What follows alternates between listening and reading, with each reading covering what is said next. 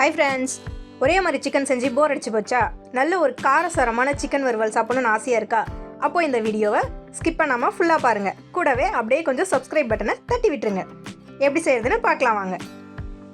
ஒரு பேனில் 4-5 போல் வரமிளகாய் எடுத்திருக்கேன். 1 டேபிள் ஸ்பூன் அளவுக்கு தனியாக, 1/4 ஸ்பூன் அளவுக்கு சீரகம், 1/2 ஸ்பூன் அளவுக்கு மிளகு, 1/4 ஸ்பூன் அளவுக்கு சோம்பு, 4 பீஸ் அளவுக்கு கிராம்பு, ஒரு அன்னாச்சி பூ, 2 ஏலக்காய், அப்புறம் ஒரு 3 பீஸ் அளவுக்கு பட்டை. இது எல்லாத்தையும் மிதமான சூட்டில் நல்லா வாசனை வர வரைக்கும் நல்லா ரோஸ்ட்டாக வறுத்துக்கிட்டு ஆற வச்சு ஒரு ஃபைன் பவுடராக அரைச்சி எடுத்துக்கலாம். அடுப்பு தீ சிம்லியே இருக்கட்டுங்க. பாருங்கள், நல்லா வறுபட்டுருச்சு. இப்போ இதை ஆற வச்சு அரைச்சி எடுத்துக்கலாம். அடுத்ததாக ஒரு பேனில் ஒரு 6 டேபிள் ஸ்பூன் அளவுக்கு ஆயில் சேர்த்துருக்காங்க. ஆயில் கொஞ்சம் அதிகமாக இருக்கட்டும். ஆயில் நல்லா ஹீட் ஆனதுக்கப்புறம் 2 பெரிய வெங்காயம் பொடியாக நறுக்குனது அதில் சேர்த்து நல்லா வதக்கிக்கலாங்க. வெங்காயம் நல்லா ப்ரௌன் கலரில் கலர் சேஞ்ச் ஆகட்டும். அடுத்ததாக இது கூடவே ஒரே ஒரு பச்சை மிளகாய் இந்த மாதிரி கட் பண்ணி வச்சுருக்கேங்க. இது ஒரு ஃப்ளேவருக்காக தான். சேர்த்து வெங்காயம் நல்லா கலர் சேஞ்ச் ஆகிற வரைக்கும் வதக்கிக்கலாங்க.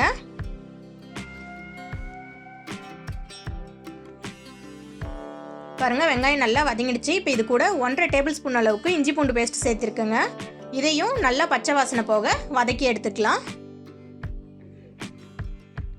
இப்போ இதுவும் நல்லா வதங்கினதுக்கு அடுத்தது ஒரே ஒரு சின்ன தக்காளி சின்னதாக கட் பண்ணி வச்சுருக்கேங்க. இதையும் சேர்த்து நல்லா ஃப்ரை பண்ணிக்கலாங்க. தக்காளி நல்லா வதங்கட்டும்.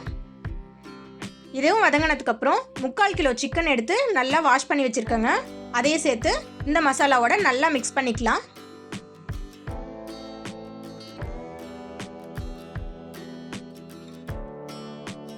சிக்கன் அந்த மசாலாவோட நல்லா மிக்ஸ் ஆனதுக்கப்புறமா இதை இப்படியே மூடி வச்சு ஒரு 2 நிமிஷம் வேக விடலாங்க. இந்த இஞ்சி பூண்டு பேஸ்ட்டோட நல்லா அந்த ஃப்ளேவர் சிக்கனில் இறங்கட்டும். ஒரு 2 நிமிஷம் மட்டும் மூடி வச்சு அடுத்து எடுத்து பார்க்கலாம்.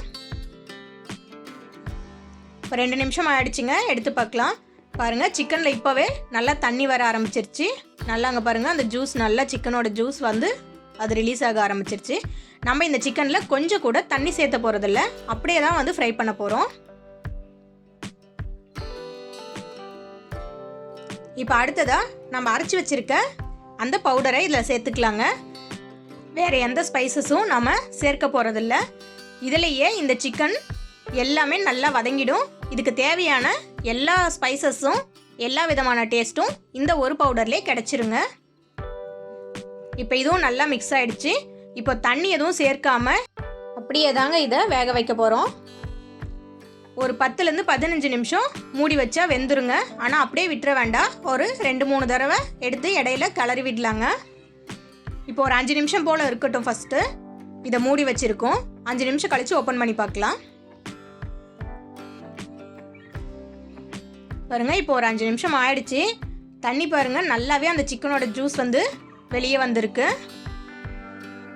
இப்போ இதை நல்லா மிக்ஸ் பண்ணி விட்டுட்டு, இது நான்ஸ்டிக் பேனுங்கிறதுனால அடிப்பிடிக்காது. நீங்கள் செய்யும் போது நான்ஸ்டிக் பேன்லேயோ இல்லை ஒரு அடிகனமான பாத்திரத்துலேயோ செய்கிறது நல்லது. இல்லாட்டி தண்ணி சேர்க்காமல் இருக்கிறதுனால அடிப்பிடிக்க வாய்ப்பு இருக்குது.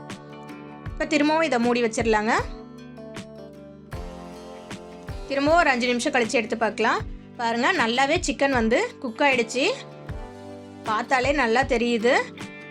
அந்த சிக்கனோட ஜூஸ் எல்லாமே இழுத்து சிக்கன் நல்லா வெந்திருக்கு. ஒரு நல்ல மசாலா கன்சிஸ்டன்சிக்கு வந்துடுச்சு. இப்போ இந்த ஸ்டேஜில் இதில் நம்ம உப்பு சேர்த்துக்கலாங்க. ஒரு 1/2 ஸ்பூன் அளவுக்கு உப்பு சேர்க்குறேன். அதுவே சரியானதாக தான் இருக்கும். டேஸ்ட் பண்ணி பார்த்துட்டு கூட குறைய கூட நீங்கள் சேர்த்துக்கோங்க. உப்பு சேர்த்து நல்லா மிக்ஸ் பண்ணி விட்டுடலாங்க. இதை நல்லா மிக்ஸ் பண்ணி விட்டுட்டு திரும்பவும் மூடி வச்சு ஒரு 5 நிமிஷம் போல் வேக விடலாங்க. பாருங்கள், அவ்வளோதான், சூப்பரான சிக்கன் ரெடி ஆயிடுச்சு. இது சப்பாத்தி சாதத்தோட எல்லாத்தோடையுமே வச்சு சாப்பிட ரொம்பவே டேஸ்ட்டாக இருக்குங்க. குழந்தைங்கள்லேருந்து பெரியவங்க வரைக்கும் எல்லாருமே ரொம்ப விரும்பி சாப்பிடுவாங்க. யூஸ்வலாக நம்ம கடையில் வாங்குகிற மசாலாங்களை சேர்த்து செய்கிறத விட இது நம்மளே ஃப்ரெஷ்ஷாக அரைச்சி செய்கிறதுனால ரொம்பவே டேஸ்ட்டாக இருக்கும். கண்டிப்பாக நீங்களும் இதே மெத்தடில் ட்ரை பண்ணி பாருங்கள். ரொம்ப டேஸ்ட்டாக இருக்கும். ஃபைனலாக டேஸ்ட்டுக்காக கொஞ்சம் கருவேப்பிலையும் கொஞ்சமாக மல்லித்தலையும் சேர்த்து நல்லா மிக்ஸ் பண்ணி விட்டுடலாங்க.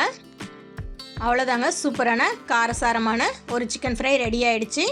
ஓகே ஃப்ரெண்ட்ஸ், இந்த வீடியோ உங்களுக்கு பிடிச்சிருந்தா கண்டிப்பாக லைக் பண்ணுங்கள், ஷேர் பண்ணுங்கள், மறக்காமல் நம்ம சேனலை சப்ஸ்கிரைப் பண்ணுங்கள். நெக்ஸ்ட் வீடியோவில் பார்க்கலாங்க. பாய்.